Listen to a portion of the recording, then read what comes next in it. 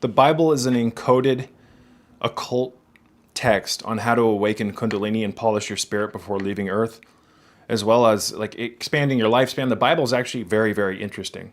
But many people take it far too literally, and they're unable to read between the lines. A lot of Christians will say that the only way to God is through Christ. And although that's very true, most Christians don't understand why that is. And it's because Christ is a state of consciousness that we experience, or that becomes us when Kundalini gets into the head after it's crucified at the mouth of God near the Medulla Oblongata. Kundalini energy is temporarily, it pools or is backed up near the C1 and C2 vertebra. You guys hear the cars in the background? Kundalini temporarily, when it moves up the cerebral spinal system, up the Adam and Eve channels, it starts to pull up at the base of the skull near the medulla oblongata in a chakra, in a region, which it has its own chakra known as the mouth of God.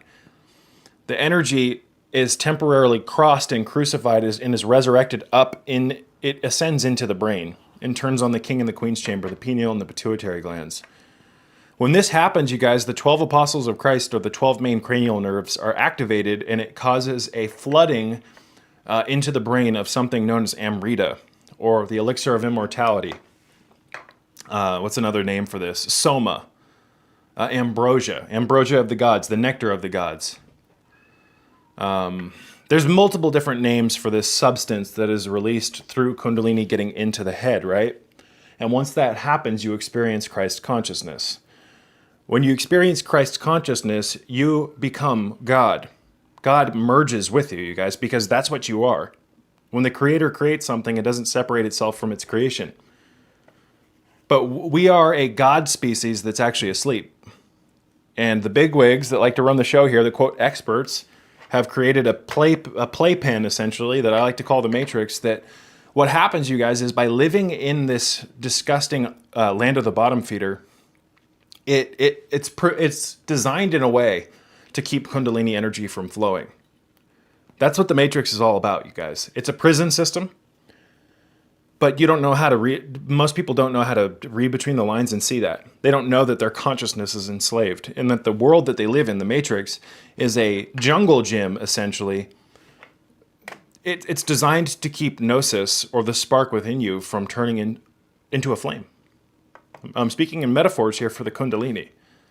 Kundalini can rise in this Matrix, you guys, but it's very devastating to the individual that experiences it, because you guys, this world is actually, we're all targeted. We are all targeted, some of us more than others. But when you wake Kundalini up, you really become a targeted individual. I'm not the first person to say this. People that have had authentic Kundalini awakenings know what I'm talking about. The military-industrial complex, you guys, one of their biggest fascinations is how to make a super soldier, and Kundalini is the most direct, natural way to do that without transhumanism, without microchips in your head, etc. Kundalini has been studied by our government extensively for a very long time, guys. You're never going to hear about this elsewhere. Or that's not necessarily true, but you guys, I'm here to tell you that there's multiple projects, secret projects to study Kundalini and learn how to turn it on to create superhumans. You see, the world doesn't work the way that you think it does. So when Kundalini gets into the head, you guys, you become sanctified. Whoops.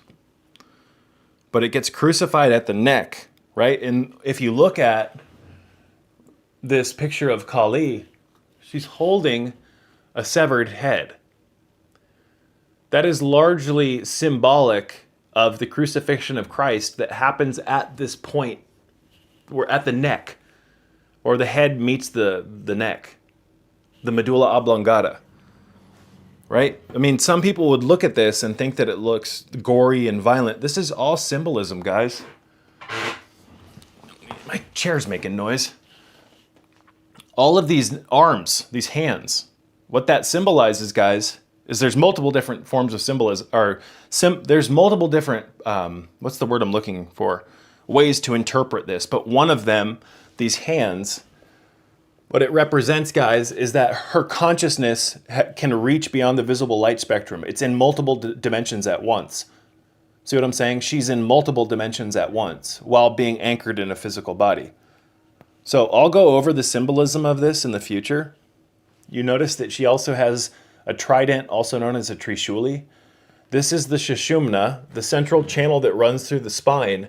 This is the two other nadis. There's multiple nadis or energetic pathways, they're called, that Kundalini moves up the cerebral spinal system. This main channel is the sushumna.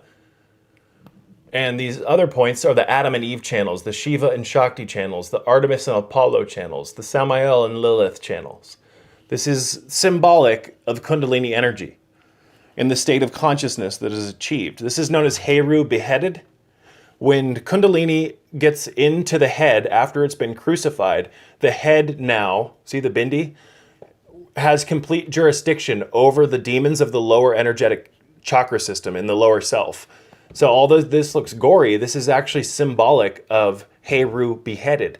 The Kundalini is now in the head and now controls everything below, which has been cut off. This happens at the C1, C2 vertebra points in the human spine. It happens near those points, near the Medulla Oblongata. So this is also symbolic of the ego being sacrificed, guys. There's multiple different ways you can interpret this. Multiple. You got some snake symbolism down here, you guys.